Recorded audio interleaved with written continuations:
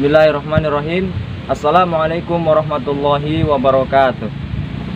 Alhamdulillah, bersyukur kepada Allah Subhanahu wa Ta'ala atas segala karunia-Nya yang senantiasa dianugerahkan kepada kita. Salawat dan salam mudah-mudahan senantiasa tercurahkan kepada baginda Nabi Muhammad Sallallahu Alaihi Wasallam. Pemirsa, di mana saja Anda berada, alhamdulillah pada hari ini kita telah memasuki 10 hari di bulan Ramadan, 10 hari terakhir dari bulan Ramadan. Ada suatu kewajiban bagi setiap muslim selain menjalankan puasa Ramadan, yakni untuk menunaikan zakat fitrah, zakat fitri.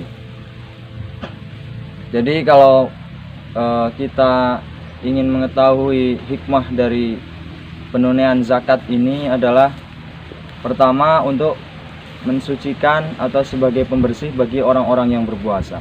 Karena mungkin bagi siapapun di antara kita umat muslim yang menjalankan puasa pernah luput atau pernah khilaf, mungkin pernah berkata kotor, pernah mengatakan suatu ucapan yang sia-sia, sehingga dengan zakat ini bisa menjadi pembersih bagi amalan-amalan yang kurang bermanfaat yang pernah dilakukan oleh umat muslim di mana saja Anda berada. Selain itu, dengan zakat fitrah juga menjadi pemberi kecukupan bagi orang-orang miskin, orang-orang fakir, sehingga ketika memasuki hari raya nanti kita menghindarkan mereka dari meminta-minta. Ketika hari raya adalah hari berbahagia, sehingga kita umat muslim tentu tidak ingin melihat saudara kita sama muslim itu berkeliaran meminta-minta sekedar untuk makan sehari-hari. Oleh karena itu dalam Islam ada anjuran untuk zakat fitrah, untuk memberi makan, memberi kecukupan bagi orang-orang yang membutuhkan uluran tangan kita, sekedar untuk makan, untuk mencukupi kebutuhannya pada hari raya, sehingga pada hari itu betul-betul semua umat muslim bergembira tanpa kekurangan makan sedikit pun. Hal ini berdasarkan sabda Nabi Shallallahu Alaihi Wasallam, "Farada Rasulullah Shallallahu Alaihi Wasallam zakatal fitri tuhratan lisaimi minal lahwi warrafath wa tu'matan lil masakin." Jadi Rasulullah Shallallahu Alaihi Wasallam itu memfardukan zakat fitri, zakat fitrah sebagai pembersih bagi orang-orang yang berpuasa dari perbuatan yang sia-sia dan perbuatan keji, perbuatan yang tercela, yang mungkin dapat mengurangi dari pahala puasa yang kita lakukan. Dan juga tu'matan lil masakin, sebagai pemberian makan untuk orang-orang miskin. Kemudian sebenarnya kepada siapakah pembebanan zakat fitri ini dibebankan? Berdasarkan hadis yang diriwayatkan dari jalur Ibnu Umar radhiyallahu anhuma, beliau berkata bahwasanya farada Rasulullah Shallallahu Alaihi Wasallam zakat al-fitri so'an min tamrin atau so'an min sya'irin alal abdi wal hurri wal dzakari wal untha wasahiri wal kabiri minal muslimin.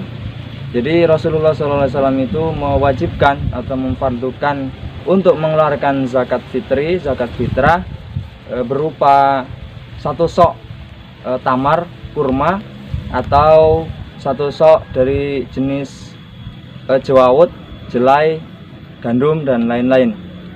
Kepada siapa saja? Kepada hamba sahaya, kepada orang merdeka, kepada laki-laki, perempuan, kepada anak kecil dan orang dewasa yang termasuk dari orang-orang beriman.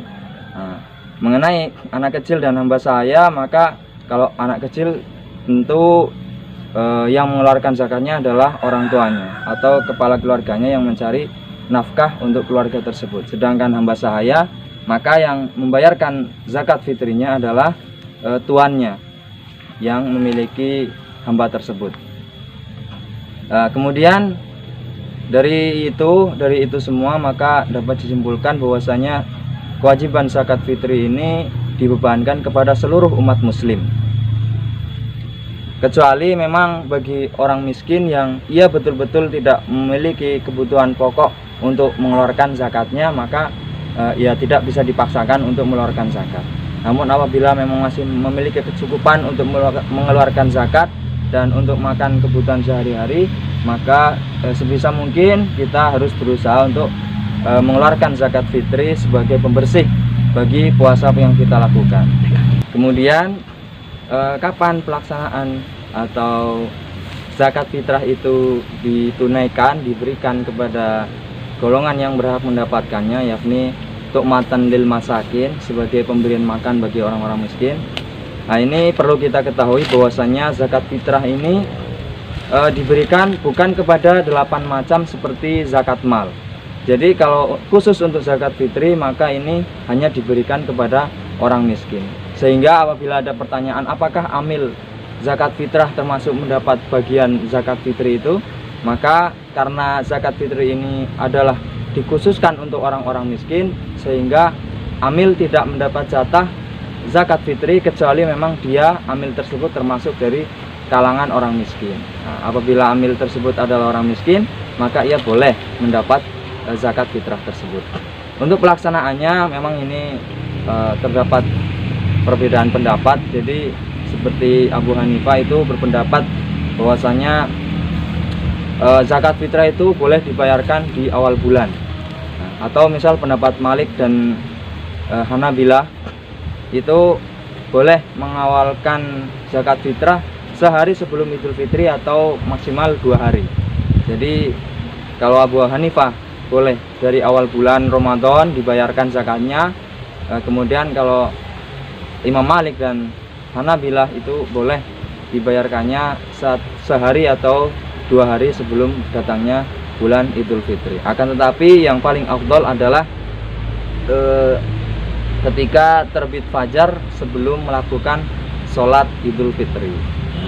Jadi adapun ketika nanti dibayarkan setelah Idul Fitri, maka zakat tersebut menjadi sedekah biasa, sedekah biasa, tidak termasuk dari zakat fitri.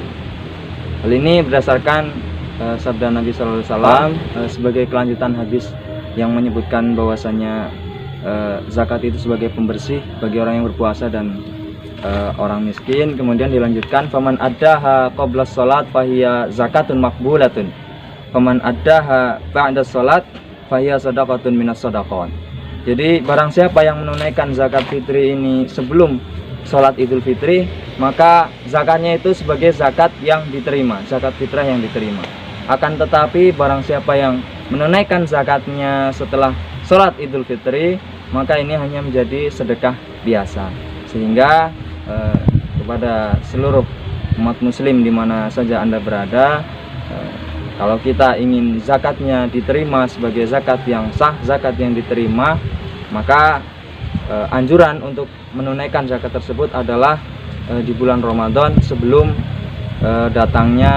sebelum melaksanakan sholat Idul Fitri. Dan yang waktu paling afdol untuk menunaikannya adalah ketika terbit fajar, setelah terbit fajar pada hari Idul Fitri sebelum melaksanakan sholat Idul Fitri. Nah, mungkin itu yang dapat saya sampaikan pada kesempatan kali ini. Mudah-mudahan memberikan manfaat dan pengertian bagi kita semuanya. Apabila ada kebenaran datangnya dari Allah semata, apabila ada kesalahan datangnya dari diri saya pribadi dan dari setan yang terkutuk. Billahi taufiq wal hidayah. Wassalamualaikum warahmatullahi wabarakatuh.